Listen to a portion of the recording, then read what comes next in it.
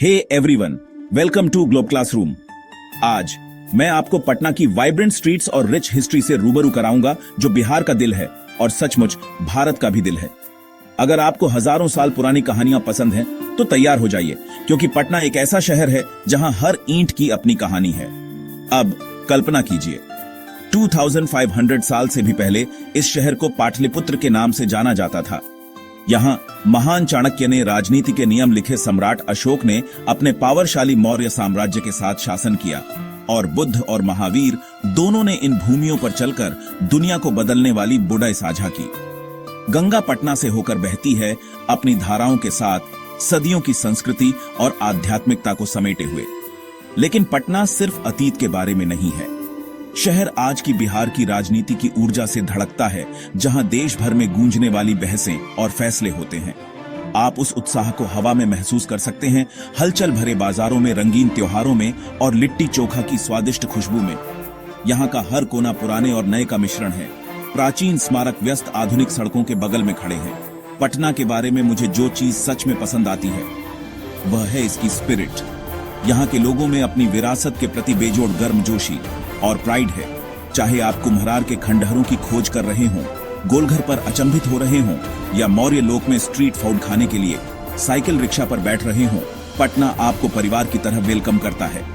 तो अगली बार जब आप भारत के महान सिटियों के बारे में सोचें तो पटना को याद रखें। यह सिर्फ मैप पर एक जगह नहीं है, बल्कि इतिहास, संस्कृति और राजनीतिक शक्ति का एक जीता जागता कैनवास है। इस यात्रा में मेरे साथ जुड़ने के लिए धन्यवाद ग्लोबल क्लासरूम के साथ, और रोमांच के लिए सब्सक्राइब करना ना भूलें। पटना की जड़ें 2500 साल से भी ज्यादा पुरानी है। यह पुरानी सिटी, जिसे कभी पाटलिपुत्र कहा जाता था, पुराने भारत का दिल थी। यह सिर्फ एक सिटी नहीं थी, यह ताकतवर साम्राज्यों की राजधानी थी।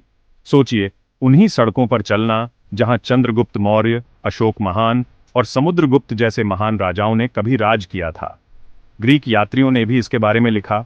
मेगास्थनीज, मशहूर ग्रीक राजदूत, पाटलिपुत्र आया था और अपनी बुक इंडिका में इसकी भव्यता के बारे में बताया था। वह इसके महलों, बाजारों और गंगा के किनारे की हलचल भरी जिंदगी को देखकर हैरान रह गया था। आप लगभग उन जीवंत दृश्यों की कल्पना कर सकते हैं जो उसने सदियों पहले देखे थे। मौर्य युग के दौरान पाटलिपुत्र बौद्ध धर्म के लिए एक हॉटस्पॉट बन गया। अशोक के अंडर यह सिटी सीखने और आध्यात्मिकता का एक पावर हाउस थी। बौद्ध ग्रंथ यहीं लिखे गए थे और भिक्षु यहीं से एशिया भर में अपनी शिक्षाएं फैलाने के लिए निकले थे। सोचिए, इसकी दीवारों में गूंजने वाली बातचीत और बहसें। लेकिन मौर्य और गुप्त साम्राज्यों के फीके पड़ने के बाद पाटलिपुत्र की चमक फीकी पड़ गई। सिटी कमजोर हो गई और इसका प्रभाव कम हो गया। सदियों तक ये अपने पुराने रूप की परछाई थी। फिर 16वीं सदी आई। शेर शाह सूरी, एक दूरदर्शी शासक, ने सिटी को फिर से बनाया और आधुनिक पटना की नींव रखी। ब्रिटिश राज के दौरान पटना फिर से बदल गया, व्यापार, शिक्षा और नए विचारों से गुलजार हो गया। तो अगली बार जब आप पटना के बारे में सोचें तो याद रखें, आप एक ऐसी सिटी को देख रहे हैं जिसने साम्राज्यों के उदय और पतन, धर्मों के जन्म और खुद इतिहास की यात्रा को देखा है। यह सिर्फ मैप पर एक जगह नहीं है, यह वह जगह है जहां अतीत आज भी वर्तमान से फुसफुसाता। पटना शहर भारत के उत्तर पूर्वी भाग में गंगा नदी के किनारे बसा है। यह भारत के सबसे लंबे नदी तटवर्ती शहरों में से एक है। यहाँ की जलवायु उष्णकटिबंधीय है।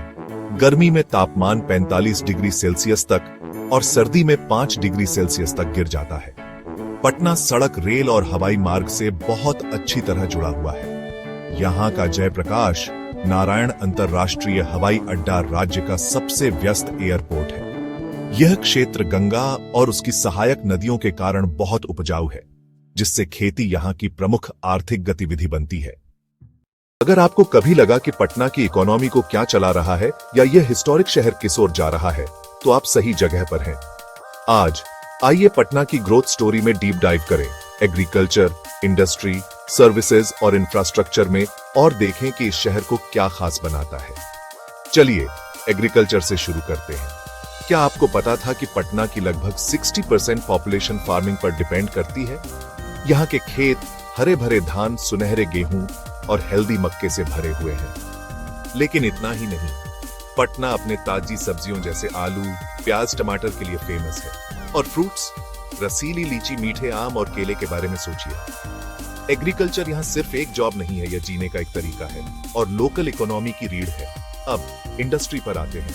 पटना अब सिर्फ फार्म्स और खेतों के बारे में नहीं है। शहर rice mills, furniture, workshops, plastic और पैकेजिंग प्लांट्स और यहाँ तक कि इंट्रिकेट हैंडीक्राफ्ट्स से गुलजार है। जो एक्साइटिंग है वह आईटी सेक्टर में नई वेव है। टेक धीरे धीरे लेकिन निश्चित रूप से अपनी पहचान बना रहा है। बिहटा और फतुहा जैसी जगहें इंडस्ट्रियल हॉटस्पॉट के रूप में उभर रही हैं, जिससे शहर को एक मॉडर्न एज मिल रहा है। लेकिन रुकिए, और भी बहुत कुछ है।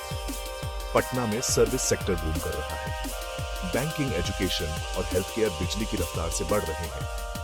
एम्स पटना, IGIMS और पारस जैसे टॉप हॉस्पिटल्स के साथ शहर का हेल्थ केयर पहले से कहीं ज्यादा मजबूत है। और अगर आपने पटना के फेमस कोचिंग हब्स के बारे में सुना है तो आपको पता होगा कि यहाँ एजुकेशन कितनी बड़ी है। साथ ही टेक स्टार्टअप्स भी आ रहे हैं जो शहर में नई जॉब्स और फ्रेश आइडियाज ला रहे हैं। और आखिर में इंफ्रास्ट्रक्चर के बारे में बात करते हैं। पटना मेट्रो बन रही है जो हजारों लोगों के लिए एक स्मूथ कम्यूट का वादा करती है। बड़े ब्रिजेस जैसे महात्मा गांधी सेतु, राजेंद्र सेतु और जेपी गंगा पथ शहर में ट्रैवल को तेज और आसान बना रहे हैं। यहाँ तक कि पटना का एयरपोर्ट भी एक बड़ा अपग्रेड पा रहा है जो शहर को बाकी इंडिया और उससे आगे से जोड़ रहा है। तो पटना सिर्फ अपनी हिस्ट्री पर टिका नहीं है, यह फ्यूचर की ओर दौड़ रहा है। ट्रेडिशन को इनोवेशन के साथ ब्लेंड कर रहा है। अपने फर्टाइल खेतों से लेकर अपनी बढ़ती स्काईलाइन तक शहर आगे बढ़ रहा है। अगर आप पटना से तो गर्व करने के लिए बहुत कुछ है, और अगर आप नहीं, तो शायद इस वाइब्रेंट शहर को विजिट करने का समय आ गया है। पटना सिर्फ एक शहर नहीं, बल्कि संस्कृति, ज्ञान और संघर्ष की प्रतीक है। यहाँ की गलियां इतिहास सुनाती हैं, यहाँ की नदियां जीवन देती हैं और यहाँ के लोग भविष्य गढ़ते हैं।